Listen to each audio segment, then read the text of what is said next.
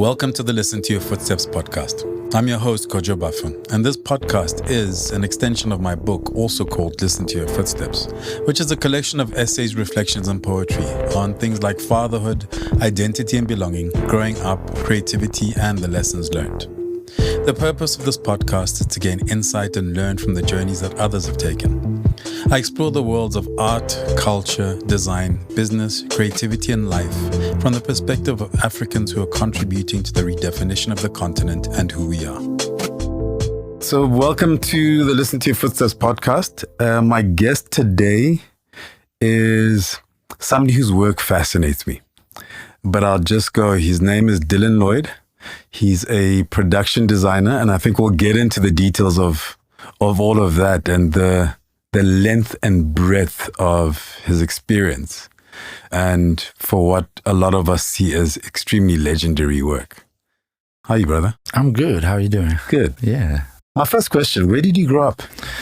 I grew up in Harare, Zimbabwe, during 1975, so we were still in war at that time, and it was very interesting to have experienced that as you know, growing up into that situation, and educated there, and left when I was 21 to come to, well, South Africa was a stepping stone. I was headed towards Hollywood. That's where I wanted to be, and I stayed in South Africa mainly because the work that I was doing managed to get me into, we were doing documentaries for Channel O. It was called On the Street. It was one of the first sort of content that was highlighting young African excellence within a variety of things, whether it was fashion, whether it was music, whether it was, culinary, all of that. And I got to travel Africa, and when I came back to South Africa, I was, it just dawned on me. I was like, why would I want to go to the States when there's so many African stories to tell that haven't been told, and there's been no voice for African stories? So I decided to stay here and just pursue the African story, basically. So was that always your kind of chosen path? So coming out of high school, I studied fine art at the Harare Polytechnic. We did sculpture, textiles, and then I got into the arts. I wanted to be, this artist and exhibit all around the world, and that was the focus. I taught A-level art for a while. I worked at some galleries. Then I became one of Zimbabwe's young contemporary fine artists. There was definitely a future for me. But as a kid, I would always run home in the afternoon and switch that television on.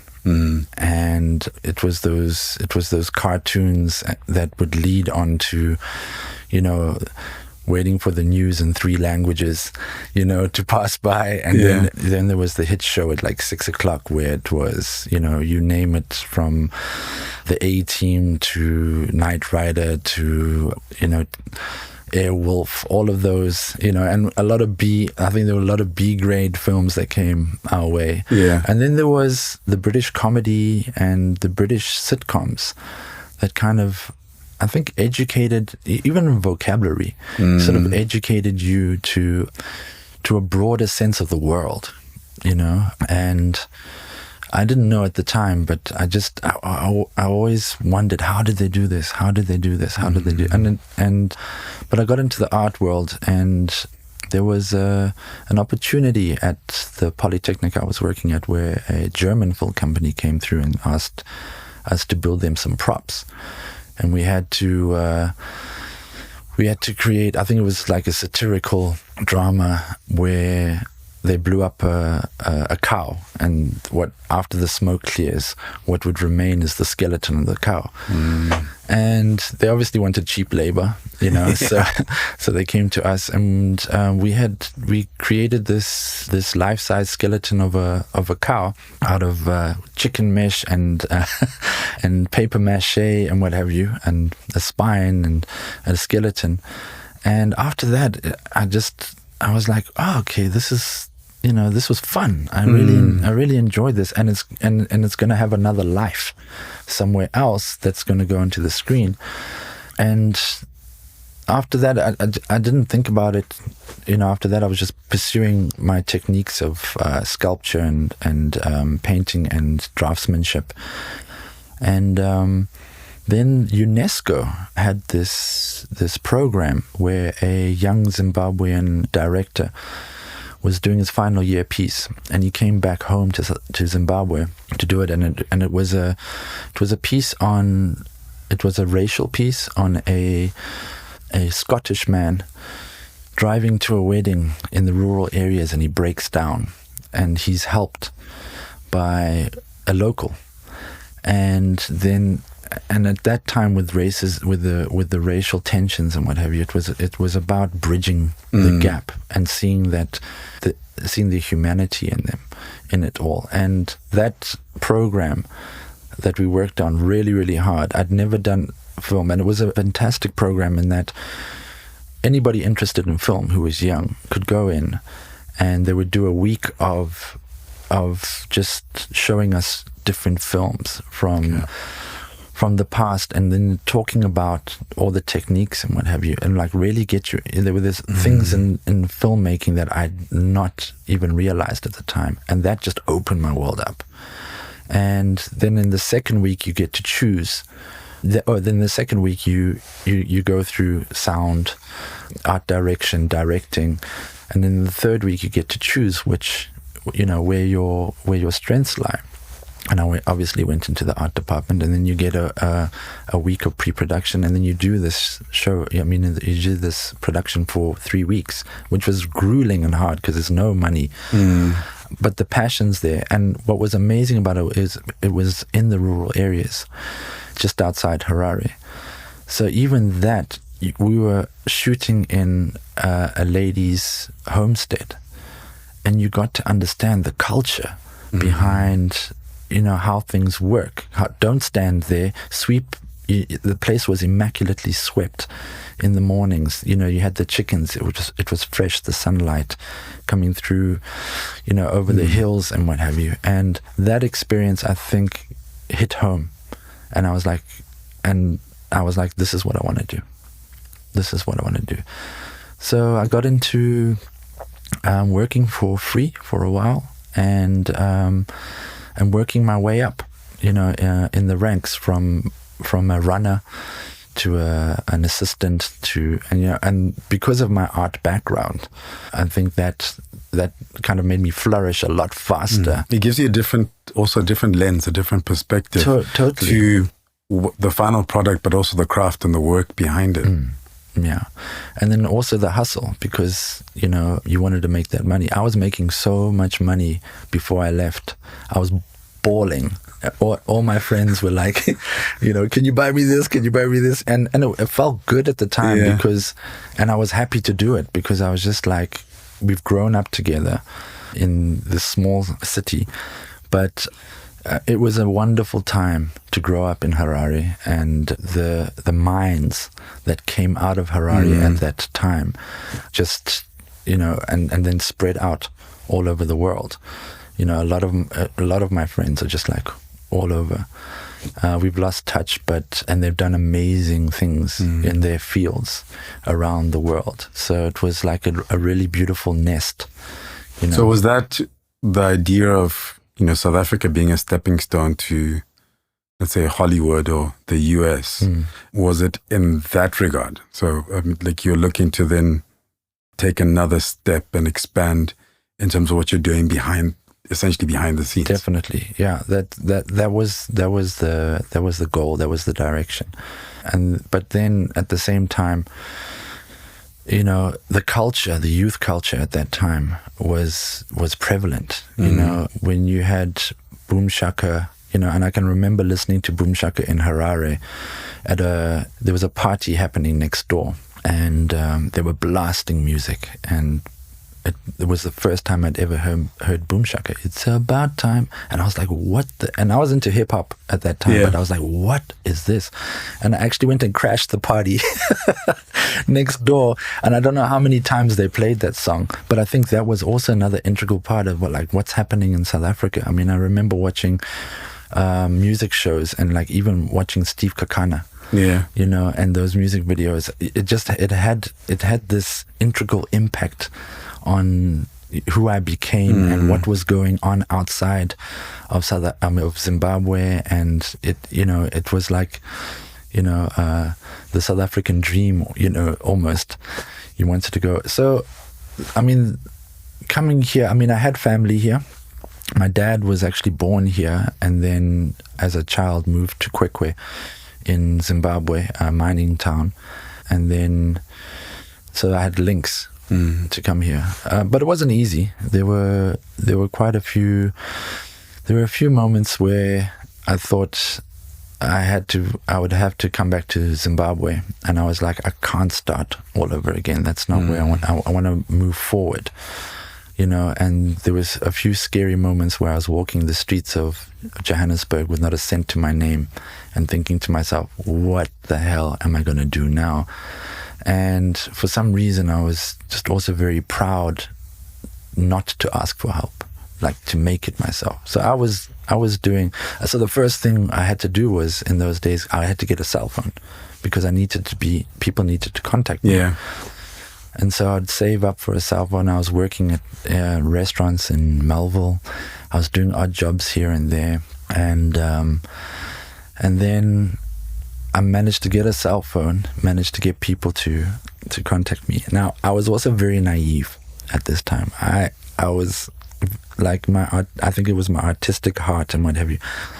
I was very naive coming to South Africa. And so I'll give you the context of it, is that I was working for, I think Uluchi had just won Face of Africa. Yeah.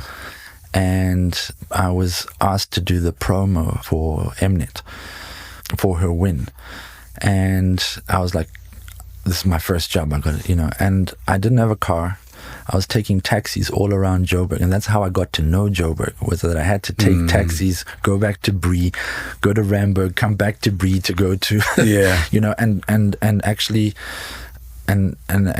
schedule my day around, doing all of this, and did that. And that was I think it was for Rapid Blue, which I think is still going at the time. Yeah, I think they still are. Yeah, they're still, yeah.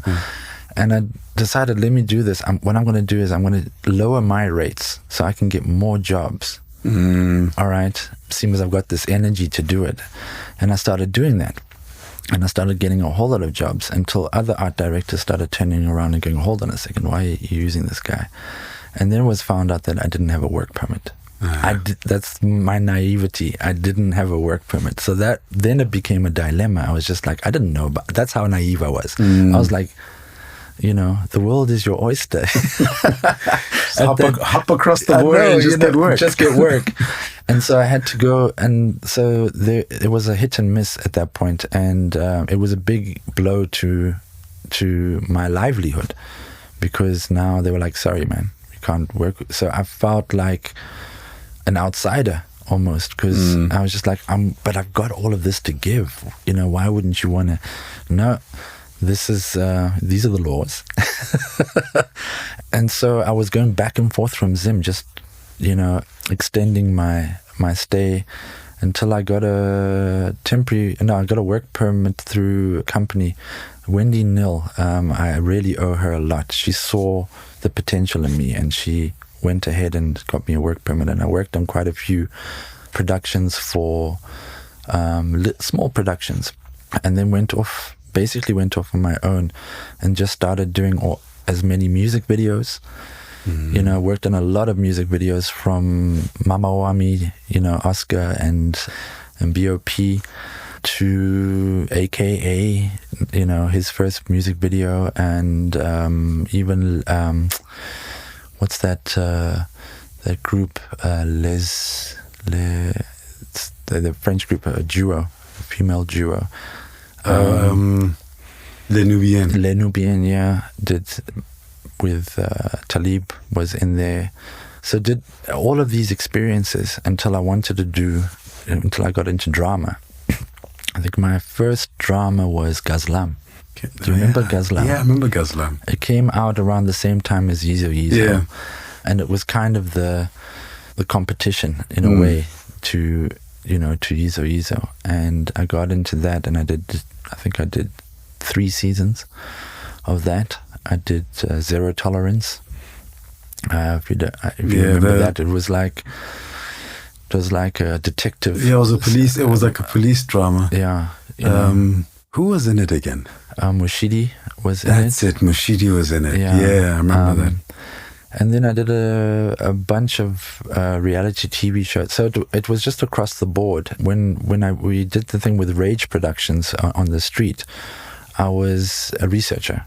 And this was at the time where the internet had just started. So, you know, researching around Africa was, you were basically cracking the egg at that point, you know, to find out what was happening, because there was not a lot of stuff on the internet when it came to Africa. Yeah. There was not a lot. So you were like really, really digging in there to find all, you know, and I have a question, and it relates to kind of my perspectives.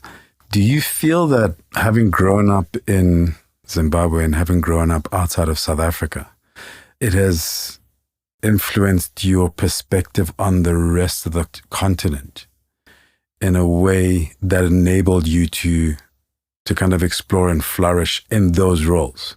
And I ask that because I find that for myself personally, having grown up in Lesotho, having a West African father, and having lived in South Africa for 20 plus years now, where because I don't carry any potential bias or confusion about the rest of the continent and how we all kind of we're all connected. I found that with my work, particularly in media and in writing, and when I was consulting, I found it was easier for me to kind of make the connections with people outside of South Africa. And I've had 1 or 2 experiences where I'm in Kenya and I'm talking about going to hang out in particular places. And I remember I was actually in Kenya, I was in Nairobi, and I was going to stay for the weekend. So I was there for a conference and I was going to stay for the weekend, and I was talking to a Kenyan woman. And this is like early 2010s, like 2012, 2013. And this Kenyan woman was asking me, "Oh, so are you also heading back tomorrow, like, you know, all the South Africans?" And I'm like, "No, I'm actually sticking around for the weekend, and I'm going to go stay with friends and see what Nairobi has to offer." And her first statement was, "You know, Nairobi is not like Joburg. It's a little different." And I was like, "I grew up in Maseru, so I'll be," and she was like, "Oh, okay, cool. Then you're fine." So there's this like perception both ways. And I find, like I said, that my background and my lens, and I was raised with a very Pan-African lens, enables me to kind of get a certain understanding of spaces and cultures and habits and ways of life outside of South Africa, that sometimes my South African friends need another step just for it to make sense. No, I resonate with that. And that, I'll give you an example, is that early 2000s, the world was opening up in terms of commercials. So when I was working in commercials with Mickey Dube, who was the new black director. There'd never been black directors before in the commercial space, and he had managed to get in there through his talent and his lens. And we did there was a job offer to do the first Globacom ad, and you know Globacom is one of the biggest telecommunications companies in Nigeria. But we wanted to shoot in Nigeria, and they needed a scout with a South African commercial lens to go there. And I offered to do it. I was like, yeah, man, I'll do it. And there were a whole lot of people in commercials who were like, oh, it's so dangerous there. I was just like, you know what, man? If you've ever been to Nigeria, it's like New York on steroids, but in an African, in an African way. It's not Western, it's Africanized. It's an Africanized New York on steroids. And I went there and I drove by road from Lagos to Kano in the north. And that's unheard of. Yeah. It's absolutely unheard of. And stopping on the way looking for locations. And I think just having grown up in Zim, if I didn't understand the culture, and when I say understand the culture, is that I'll give you a bit of backstory, is that the neighborhood that I grew up in, Harare, was a very suburban, affluent, white neighborhood.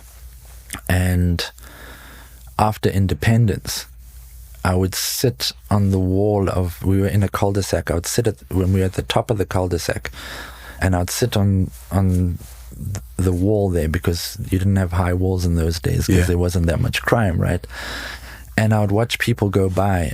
I must have been about, I would say, 6 or 7 years old, and just enjoy watching the world go by, and then observing. And I think that's a big part of, I suppose, what I have just in terms of the arts and what have you, is the ability to observe, to just sit and observe, people's behavior, just be interested in the world, I guess.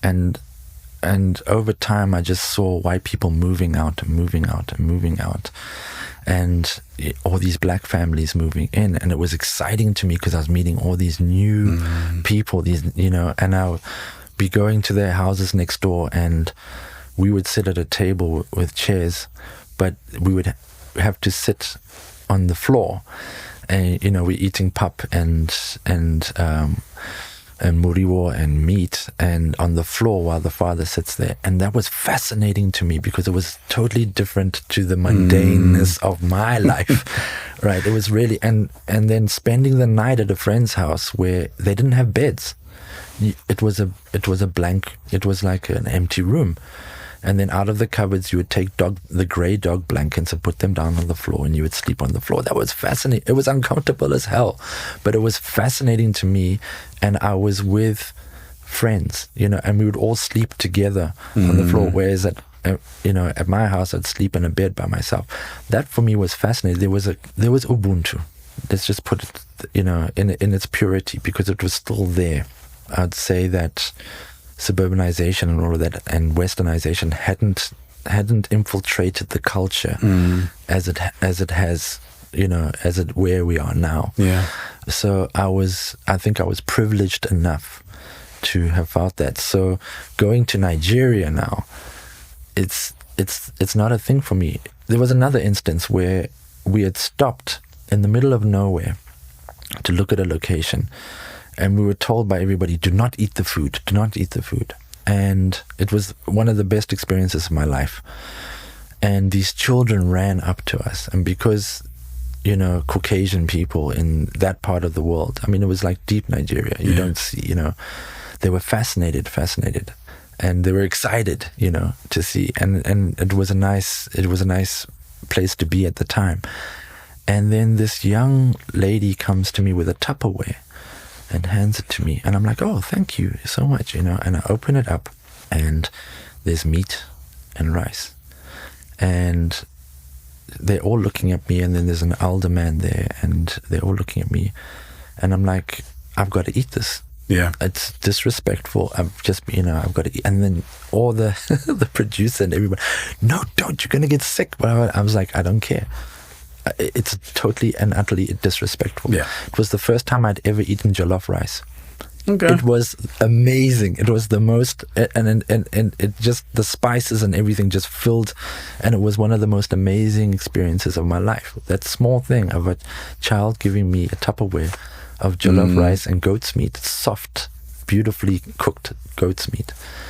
I mean, it's interesting that two things strike me. So one, that even at a young age, you were able to observe and experience without judgment. Because I think that's I was of pure mind. I was fundamental to it, right? I wasn't indoctrinated in any way. So you're able to do that without judgment, without any kind of preconceived ideas as to, it's like, okay, you're sleeping on the floor. I guess it's with an adult mind that one looks at it and people go, yeah, but, if they're moving into those neighborhoods, why don't they have beds, et cetera, et cetera. Whereas for you as a child, it's like you said, you're amongst friends. And this is their lived experience.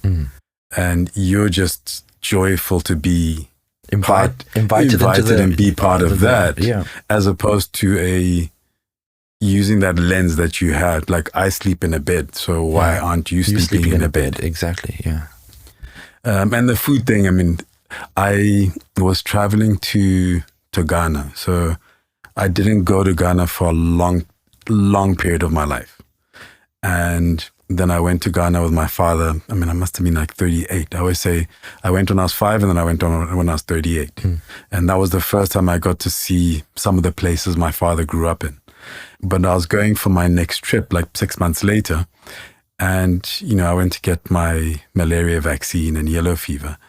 And the lady at the travel clinic said to me, make sure you stay indoors.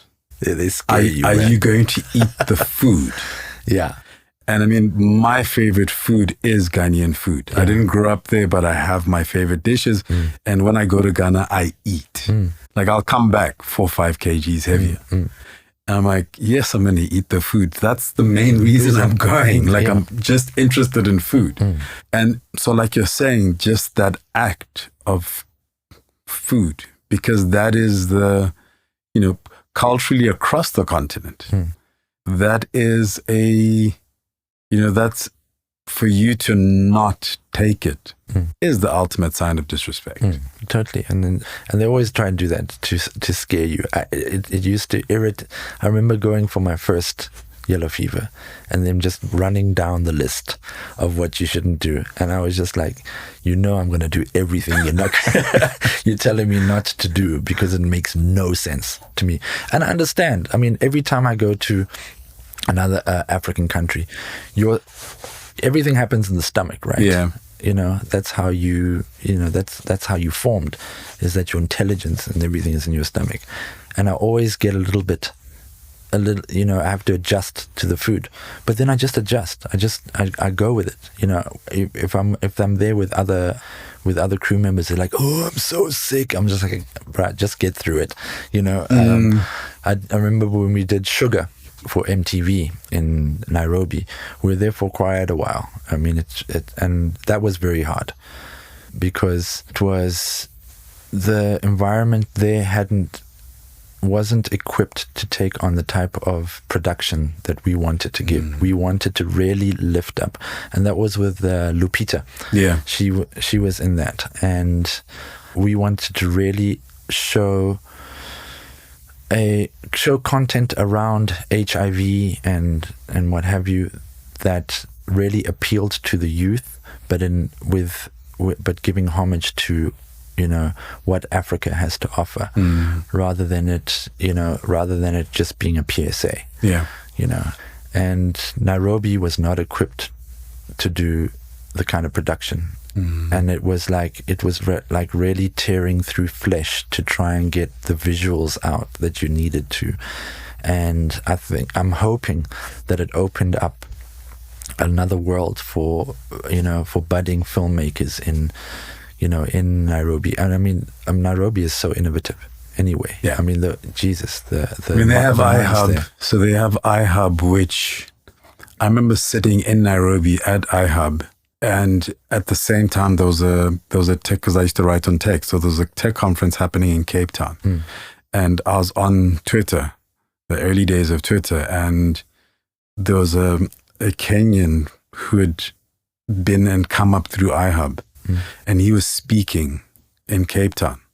And just watching all the tech journals that I knew kind of minds blown, because, and I used to tell people a lot of the time that while South Africa saw, like, you had Silicon Cape and you had all of these things where it's like, South Africa's leading the way.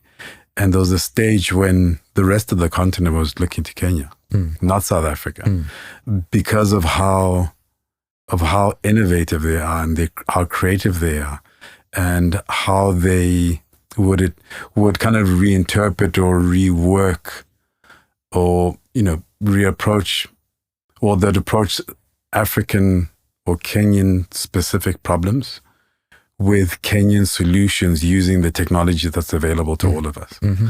And I've always been fascinated by that journey. And I find that I'm seeing it a bit more now in other aspects. So music, film, etc. So, I mean, from the continental perspective, the focus has always been, say, Nigeria and South Africa. But kind of beneath the surface, there's a lot happening. I mean, I've had this guy Blinky Bill on my podcast, and he's from Just a Band, and like, I love Just a Band. When they came out, even their music videos, I was just like, I was blown away, and because I'd been to Nairobi, I knew what was amazing about it is, when you're standing in a specific space, how you perceive it, right? Then you put somebody else's lens onto it, all right, and they show it to you in a totally different way, and that's what, and I feel that that's what they did. They showed us their lens of their Nairobi, of their Kenya, from their perspective, which was just, you remember, I think the first video was with the puppets, and I was just like, the way that they used that to tell the narrative of the song that they had made. And even just those tracks that they made, it was very digital and a different sound. And that for me is like, that's pure creativity, man. That's absolutely, and it's like a volcano of creativity that just pops up, here and there. And then it just, that lava that oozes out is just, extends, and hopefully people get caught up in all of that, And I think that's it was exciting. It was exciting because it's not in the rest of the world. Yeah. So you feel, when you always got that exclusive, you feel like it's exclusive and it's in Africa and it's African and it's ours, and I can relate to it. That's what's beautiful about it, and it like really warms the heart when you hear, And when you meet those guys, they're nerds, bro. They're nerds, and it's that was an amazing. It was almost like what the internet was in terms of the band. The internet was at when their first album came out. They're also like nerds. And Just a Band for me came way before they did, and I think spearheaded an influence. You are listening to the Listen to Your Footsteps podcast, a podcast in which I chat to Africans from a cross-section of society and sectors, including art, culture, design, business, and creativity, to name a few. I delve into their journeys, the decisions they've taken to get to where they are, how they do what they do, and everything in between. Essentially, we go wherever the conversation takes us. I think across the continent we've had quite a few, but sometimes it doesn't feel like there's that groundswell. I mean, from even the early days of Kanan before he did the World Cup song, and then everybody kind of discovered him, and he used to spend so much time here. Neka, there's just, here, Blackjacks. It feels like across the continent, there's not necessarily a tier, but there's just been this kind of little quiet movement happening. Budding creativity, just sprouting. That is approaching it not from, pop commercial, and this is what I'm trying to do. Ayob, I think, was one of them before Neka. Well. She had her first album was absolutely amazing, man. And it is that, that first album is what you've been really working on. It comes from the heart, and then it hits you. I mean, I had a friend of mine, Netsai. She did an album where she sent me the first. She's from Mbira player, amazing Mbira player from Zimbabwe, a musician in her own right, and and she sent me her first album, and I absolutely loved it. And then and it was the unmastered album, and then I listened to the album and I hated it because it was like also Dwele. Yes. When Dwele first came out and his stuff was hitting the underground, and then I heard the commercial album, I was just like, nah, man. You watered it down so much, much. Yeah. So you were kind of on your own, just doing all of these different things. Yeah. How did because it feels like you've been at BOM forever. Yeah. Well, when BOM did Yizo Yizo, I had texted Desiree, the executive producer there, and I was basically begging her to work at BOM. And I just kept at it. I was just like, I wasn't trying to harass her, but I was just at it. And my break into BOM was Ghetto Fabulous, Zola 7. Which we shot in Davidton. It was that music video that was my break into it. And then I was listening to that song like 2 weeks ago. Yeah, no, it's that it's still it still gets to me. And we did that, and they saw how I worked, and they really enjoyed. And it was Tebogo Mahlatsi that I think recognized it, and I think there's a certain ingredient and flavor to the way he represented basically the African image that was totally his genius. It was absolute. And once again, we go back to his observation, because he came from the Free State, also from very humble beginnings, and just the way that his mind interpreted certain things.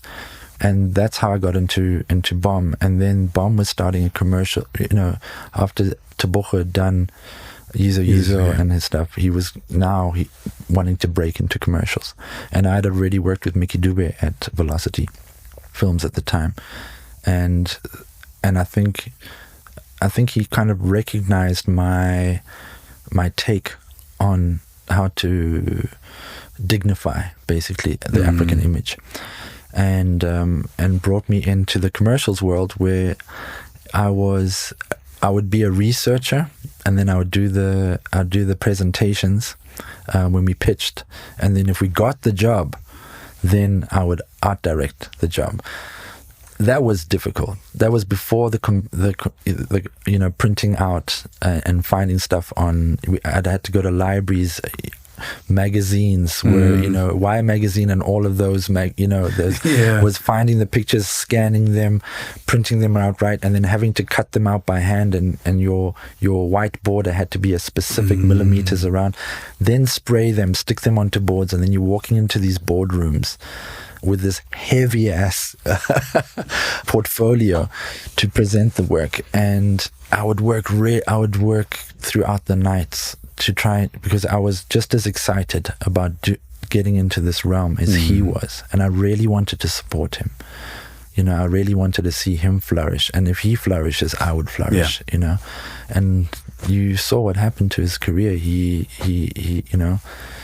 flourished. It took a while for him to get there, because that world was a totally different world, and Tebogo was an artist at heart, an absolute visual artist at heart, and it was a privilege, an absolute privilege, to have worked with him on all the projects we did. Jacob's Cross, we went around Africa together doing commercials. We went to Ghana, we did the Stick Fighter in Lesotho. I don't know if you remember that. Yeah, that was an amazing and extremely difficult.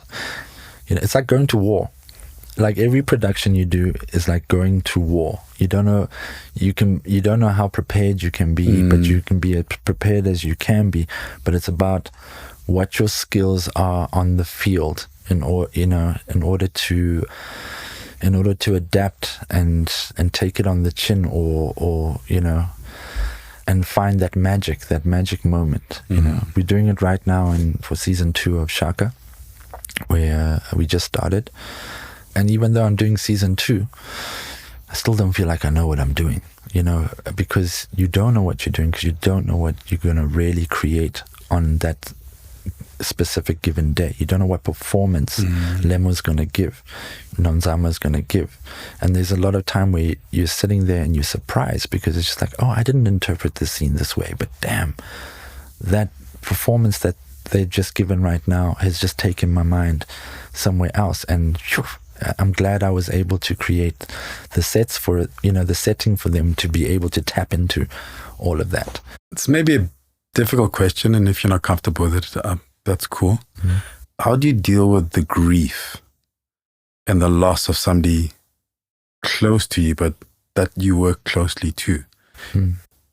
Going into and occupying the same spaces that you've gone to war with them countless times, and now all of a sudden you're going back to war, and they're not there, and they were instrumental in laying the foundation for this battle. A legacy, I would say.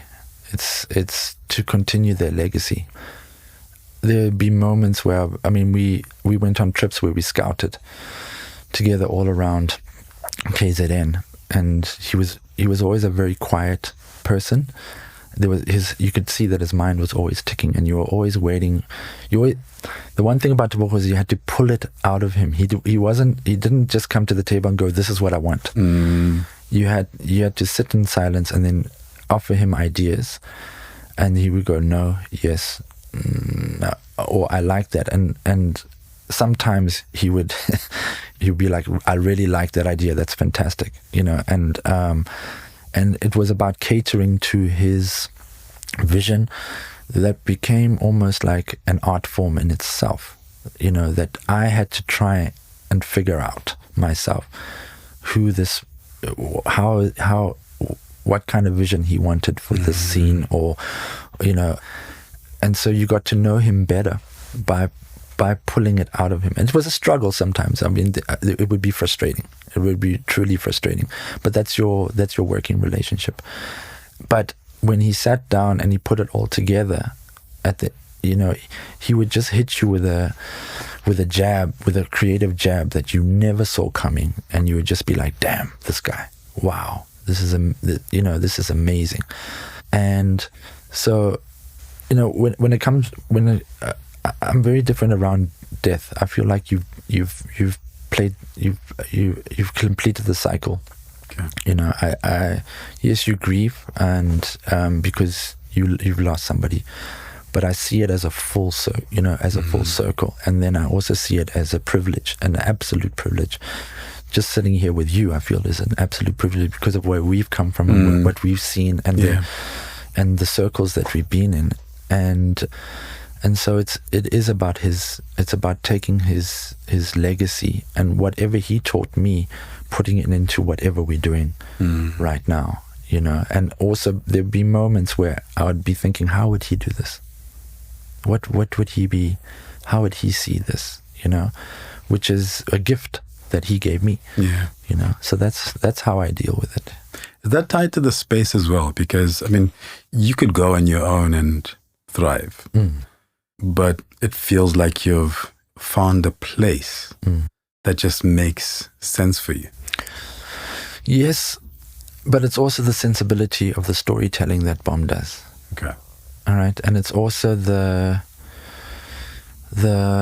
organized chaos that Bom works in.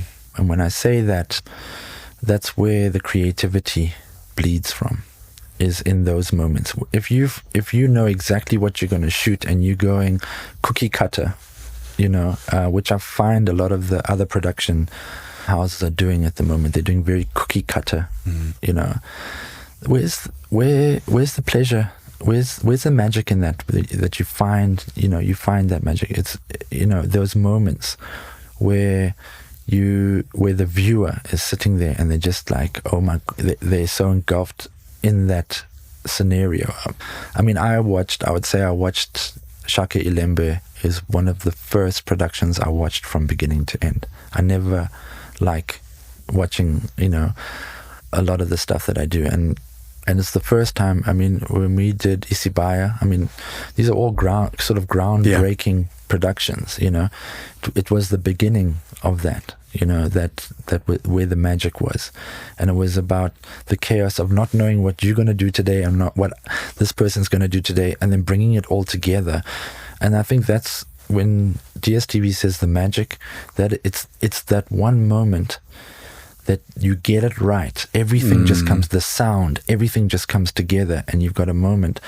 Now that moment will last forever in people's minds, and it's worth it. Yeah. The rest of the stuff is just what you got to go through every single day. But when you find that one moment, that's the nugget. That's that's why I do what I do. And to have the viewers come back and go, yo, that moment there made me feel like this, and this. I'm like, yeah, I've done the job.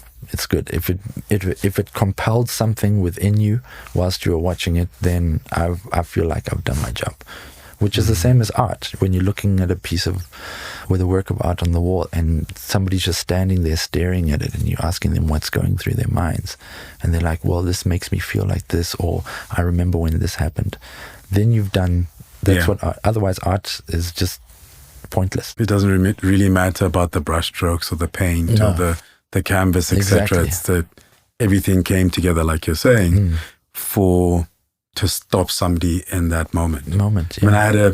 I interviewed somebody recently on the podcast, Jabulani Dlamini, a photographer, and I didn't know of him. Yeah. And in researching to interview him, I discovered I realized that at Joburg Art Fair last year, the first piece that stopped me for about 10 minutes was a photograph of his. I didn't look at the name. I stopped in front of that. And then moved on. 8 months later, I'm having a conversation with him and realizing that, oh, wow. And obviously asked him about the photograph, and I got some backstory to it. But actually it's irrelevant because it was the work of art continues to resonate in a particular way, and whether I know the backstory or not doesn't really matter. Exactly. As we start to wind down, so when you're starting a production, so I'm fascinated by craft, and I'm fascinated by your craft specifically in terms of being able to, for example, like Shaka Ilembe, you are creating a world that existed, but it also feels like it has a particular lens to it in terms of in relation to where we are today. What's the first step when production is coming on? What's your first step in terms of starting to identify what the landscape looks like? It's always research. Always. I mean, in particular with Shaka Ilembe, it was more difficult because now you're dealing with a culture that's prevalent today, and now you're going back into books written by white people, and it was their lens, right, and their perception of what they saw, and then you've got to take that and then read between the lines, understanding that there was more to the culture than what was written on the page. And that for me is it's the gray area and the thin line between what the information that came from we're doing 1800s. There were no photographs or anything at that time. There are paintings and very few paintings, and it's about studying those paintings and trying to understand what that person doing the painting at the time was thinking, and their perspective. Where did they come from? They were a missionary. What was their purpose? The purpose was to indoctrinate.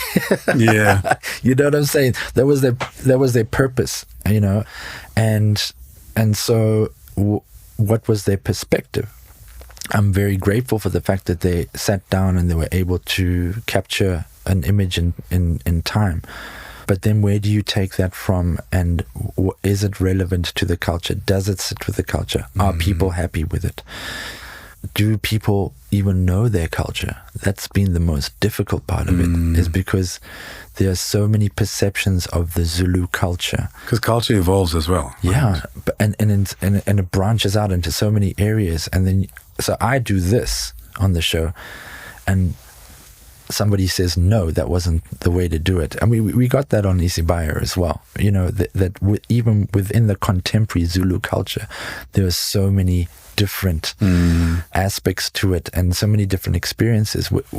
When you do a ritual at your house, it could be different to how I do it, but I know how I've done it because my uncles have done it, but your uncles have done it. So now we're in conflict but it's the same principles and kind of thing, but we're in conflict about how to do that. So researching I researched for, and it's too much information. I've never had so much information overload. And you go down rabbit holes that take you to Egypt, that take you to Egypt and and then you start understanding specifically with this, how we've been lied to, man, you know, that the history has been tainted so much. And then it's like, damn, why, you know, and I understand the oral culture behind it, but I'm just like, damn, why couldn't Zulu people have written in those days? It would be so much easier. So, you know, and so it's a very, very thin line. I'm afraid when I do Shaka Lembe that I don't offend anyone. That's my go-to is always, I've got to think, because I can be as creative as I want to be, all right, and then create this Alibaba type of Shaka that, you know, the West would love, you know, and I'm like, it's got to dignify Africa. What is the dignity in being African? How can we bring that? And so that lens that you're talking about, that was the principles of when we started it, was honoring and dignifying Zulu culture. Or let's not even say Zulu culture, but Nguni culture, because the Nguni people were incredible at that time. The societies going down from Mpondo, you know, all the way up to Bapangubwe and Great Zimbabwe within that period of, you know, even though those were 1600s and we're doing 1800s, that was 200 years before. There were thriving African communities, kingdoms. Let's just not even say communities. There were kingdoms. It's like when you dig deep, there's too much information and it can drive you mad, actually. But also, like you're saying, trying to sift through the biases. Yeah. Like you have to understand the biases to be able to understand the context within which to interpret or engage with certain things. Yeah, I'll give you a simple example. In Finn's book, he talks about going to Kwabulawayo and the kraal being made out of ivory. And I'm like, culturally, why would they have done that? For what reason? Would they have gone out to kill elephants in order to make a kraal out of ivory? That takes a whole lot of energy and manpower. No, I think maybe that when they were trading, they'd already procured the ivory, but they just leaned it up against their kraal, so that to him it looked like the kraal was made out of ivory, but actually they were just leaning it against their kraal. So, you know, you see, it's that perception and that difference, you know, that you got to kind of read between. And if I didn't know, I'd be like, oh, okay, cool, guys, let's make his kraal out of ivory. And then you would have watched it and gone, huh? What the hell? I've never seen this before, you know? So it's about, you know, reading between the lines and being able to be like, that's not correct. You're a father. Yeah. How do you try to share these perspectives with your children? Also, your children are growing up in a particular place, a particular time that is connected to but different from where you grew up and how you grew up and the influences around you. And so how do you kind of, like, so my father always used to say, the important thing is, like, as buffers, there are certain principles. They're not a lot, but they're fundamental principles. And that's, for example, what I try to share with my children, even though, I mean, you know, Ghana, Lesotho, South Africa, they're born here, they're from here, their mothers from here, so different influences. But, for example, at school, they had to pick a historical hero. And I'm talking to my son about Kwame Nkrumah. And it was a couple of years back, he had no clue who I was talking about. whereas that is kind of, Kwame Nkrumah is fundamental to my existence.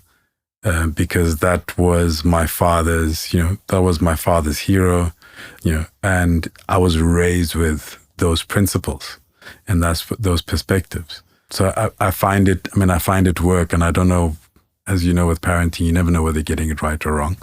But in trying to ensure that those lessons and those values and those perspectives I've gotten from my father, who got it from his father and his mother going down the line, my children also value that, even though they're growing up in a very different context. It's difficult being a parent, I think, in this day and age, because of how advanced. I think maybe it was also difficult for them in our time as well, right? So I think it's with every single generation. But I mean, from a cultural perspective, we've been talking about African, the influence of African culture. I think it's very diluted at the moment. I don't think they see it. Kojo, that's a difficult question. It's a difficult one because there's so many levels to it. What I can say is that as a father, I'm kind of battling to keep them from being swallowed into a phone. I'm battling to, because I even get swallowed into it, myself, for other reasons. And I went for a walk with my son this morning because I've been seeing he's not been doing too well, and I thought, let me just get him out. And we had a conversation on the walk where I was trying to get him to shake off the anxieties. And I think there's a lot of anxiety around children at the moment. My daughter as well, when it comes to a test and exams and what have you, she shuts down. After COVID, I know that my son definitely developed a lot of anxiety after that. He was doing, before COVID, I thought I'd done it. I was like, shit, I managed to get it right. I thought he was doing so well at school. He was doing so well at sports. He could see his mind was, his bright mind was just like, it was goal driven. And after COVID, I just saw a different person, and it shocked me. I was very, very shocked. And then it's like, what do you do to try and bring it back? How do you build it back up? So I do feel like the pandemic had a fundamental effect on my children in particular, and so I'm trying to get them back onto their feet. But when it comes to the cultural thing, I don't think, because there's so much anxiety and whatever, I don't think they're even thinking about any of that at the moment. My son he's got Liberian blood. He's considered Pan-African. My daughter is Pedi. He's got Pedi blood. But I think it's their perception of things is very much based on what they're getting from social media. That's molding. That's what's molding them. My daughter's attitude when I look at her and she's extremely dynamic and dramatic, and that's appealing to me watching her do that. But I'm also just like, where did she getting this from? And I'm seeing like, okay, it's like a young Tyler in my kitchen, what I mean? And I'm just like, but then again, one could say, that we were like, with our baggy pants and what have you back in the day, that our parents were like looking at us and going, oh God, there goes the generation, hip hop is just chowed them, My father used to call it boom boom music. Boom boom he music. plays that boom boom music. Yeah. It's not music, it's rubbish. Exactly. So, and here we are sitting down having the same conversations. I think it's the cycle, as we, they will be sitting down having these conversations in a different way about us and what have you. So I just think it's the perpetual cycle, and it's the advancement, But, to your point about as a father or a parent, how do you are never prepared. You just got to do the best you can with the principles that you've managed to pick up. Like you said, your father had principles, and I think it's principles and values, you know, and just going back to me sitting on the floor, eating with my hands on the floor, there was principles and values to the hierarchy and the way that you ate there, you know, and by sitting on the floor, I learned what that value was, to be able to sit on the comfortable couch and what it would take to get there, you know. And I think that's what you need to kind of set into place, you know, in whatever way that you can, you know. Yeah. Thank you very much, brother. Cool, man. The Listen to Your Footsteps podcast is produced by Zebra Culture. If you have ideas of what we can do better, people you'd like us to have a conversation with, or would just like to share a thought, you can email me on info@zebraculture.com. To check out past episodes, go to kojobuffer.com/podcasts. And if you enjoyed this episode, please share with a friend. If you'd like to get a copy of the book, Listen to Your Footsteps, check out kojobuffer.com/book. There are details on the various spaces it's available at. I'd also appreciate it if you could leave a review or comment wherever you listen to your podcasts. Finally, there's the Zebra Culture by Kojo Buffer newsletter, where on a weekly basis, I share a curated list of articles, playlists, videos, etc. that have caught my attention. Thank you for listening. I hope you enjoyed listening to the conversation as much as I enjoyed having it.